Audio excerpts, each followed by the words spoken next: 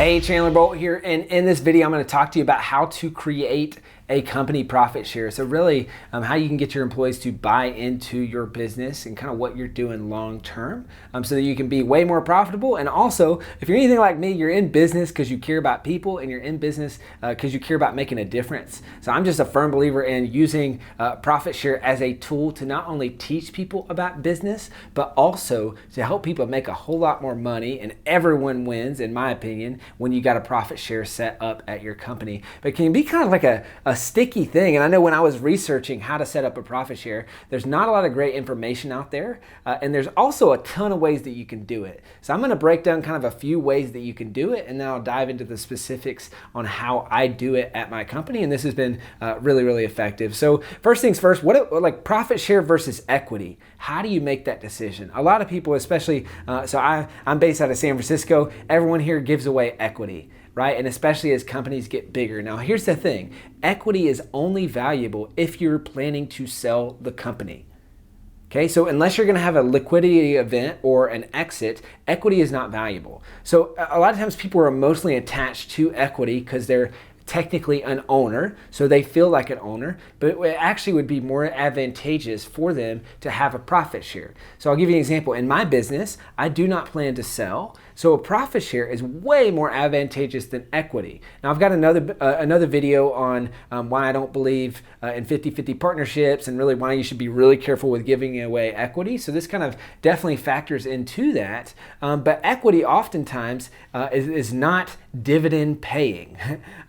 So sometimes if you have 5% equity in a business, like you're only going to get that 5% if and when the business sells. So sometimes if you have 5% equity in a business, you're only going to see a return on that if and when that business sells. So that's why I'm a firm believer in a profit share and using that as a mechanism to really motivate your employees, but also help them buy in and feel like owners at your company. So let me walk you through how I set this up. So I kind of evaluated a bunch of different options. You can have something that's based on tenure in the company, how long have they been there, and then there's this weighted percentage. There's also other ways to do it based on position, based on are they on the ops team or the marketing team or something else, based on how, there's just like all these ways to do it. And I broke down a bunch of different ones because I wanted to have something that was really easy to understand. This is by far the most important thing to me, is if the people don't understand it, it's not going to mean anything. So while I wanted to factor for things like, oh, here's someone, a key person that's been with me for longer, so I want them to make more. Or, I wanted to just kind of figure out all these ways that I could do weighted averages and all that stuff. I decided against almost all of that, and I made it very, very simple. So here's how it works. We take 5% of profits. Now, I've heard of people going up to 10%. My company's highly profitable, so it's a very lucrative profit share with only 5% of profits. And I say only, I think that's actually very generous. So we got 5% of profits. And then what happens is, so we take that 5% of profits and then we divide it amongst full-time non-commission roles in proportion to the salary that they make in the company. Now I know that probably sounds super confusing, so I'll break this down for you. So first things first, if you're in a commission-based role, so if you're in sales or any other part of the company where you get a commission, then you're not in the profit share. Now the reason being, you got something better than a profit share. You got a commission structure, right? So if you're in sales, you get paid directly for the sales that you bring in. So that's great. So you're not in the profit share. So the profit share is only for full-time employees. Now, why do I do that? Because at self-publishing school, I want people to be all in, right? And so I want it to really be a privilege to be a part of the profit share, and to also be a privilege that's only reserved for people who are all in. Right? And some people want to do part-time. That's totally cool. I'm fine with that, but they just won't be a part of the profit share.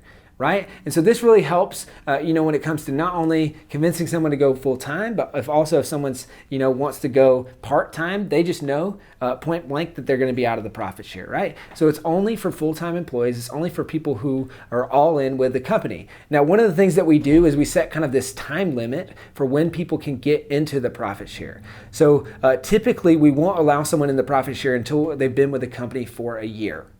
So sometimes we'll make an exception and do 6 months if they've just really knocked it out of the park in the first 6 months. Then we'll kind of make that exception. But here's the thing. On behalf, now we don't have a formal voting or anything set up like that. But I ultimately make a lot of those decisions on who gets pulled into the profit share, and I have to make those decisions based on what's best for everyone who's in the profit share.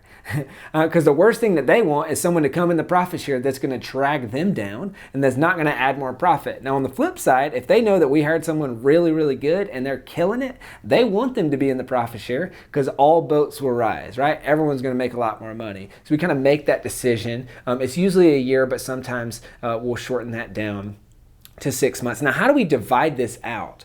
So basically what you have is, let's say you've got your labor pool. Let's say it's $50,000 for a month, right?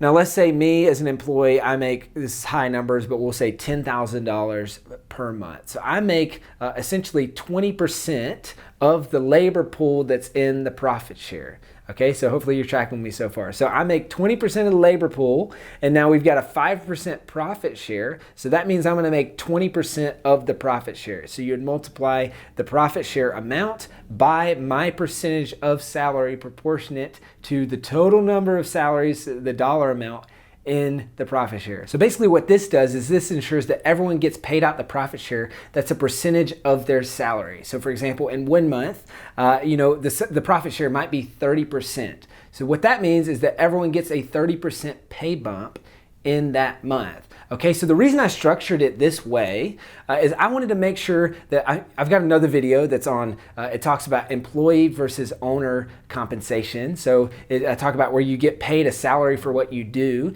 you get paid a dividend or a profit on what you own. So basically the way that we structure our salaries is a market-based wage for the job that a person's doing. So the more that your wage is, the more that you're responsible oftentimes in the company. So I wanted the profit share to be reflective of a percentage of that salary, so it means the same amount to everyone, right? Because then I might have, if I didn't structure it that way and I just said equal across the board, then I might have people who make less money, which really is a reflection of they're adding less value to the company than maybe someone who makes more money. They're getting an equal amount as someone who's busting it in their job to create more profit for the company as a whole. So I wanted everyone to feel it equally. So it's like, oh, everyone got a 30% pay bump or a 20% pay bump or whatever that might look like. And so we all feel it, we all celebrate, and it's kind of in equal terms proportionate to the amount of money that we make for our salary. Now there's a couple other key things when you're structuring this. So number one, I pay this quarterly. I think this is really important. I kind of went back and forth and I heard different people say monthly and quarterly. Some other people said yearly. I think that's crazy. I would never make people wait that long because I want them to see the fruits of their labor on a frequent basis. So we'll basically pay it 15 days after the end of the quarter for that quarter, and we'll announce what the percentage is. Now this is going to widely vary based on your company, and this has widely varied based on the profitability of the quarter that we've had. But this is went anywhere from 10%. So we just came off a record quarter where it was a 35% pay bump for everyone that's in the profit share, right? So it's almost like they worked for 3 months, they got paid for 4 months. So it's really cool, and people get really fired up about that. And guess what? They know the numbers, they understand the numbers, and they know what we need to do next quarter to go even higher than that. Now, one of the last things I'll mention on forming a profit share, and this is one of the mistakes I see people make, is they factor it into the compensation on how they pay people.